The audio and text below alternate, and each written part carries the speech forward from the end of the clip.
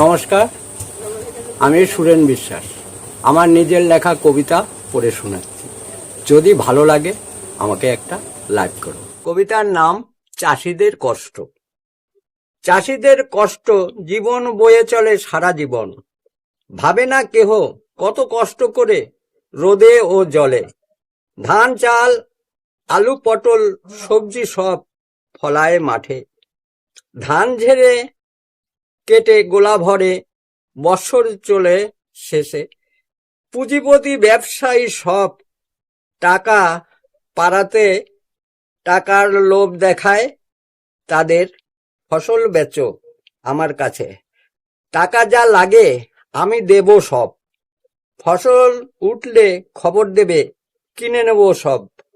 খাতা নিয়ে আসবে লোক গোলায় ভরা সব ধান। মেপে মেপে বস্তা ভরে দেবে সকলে। টাকা দেব প্রতি বছর, দুঃখ করো থাকবে না আর, দুঃখ কারো থাকবে না আর।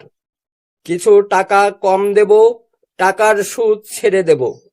আমি ভালো বলি ভালোবাসি তোমাদের, দুঃখ দেব না। এইভাবে মিষ্টি কথায় গোলার ধান বেচে দিল। কম টাকায় ফসল কিনে গুদামে ভরে। দাম বাড়িয়ে বাজার ধরে, বেশি দামে বিক্রি করে। ব্যাপারীদের পুঁজি বাড়ে, ধনী আরো ধনী হয়। চাষিরা সব খেটে মরে, কষ্ট করে ফসল করে।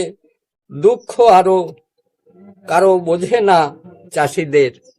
দাদু ভাইরা, আমাকে একটু লাইক করো এবং আমাকে একটু ফলো করো।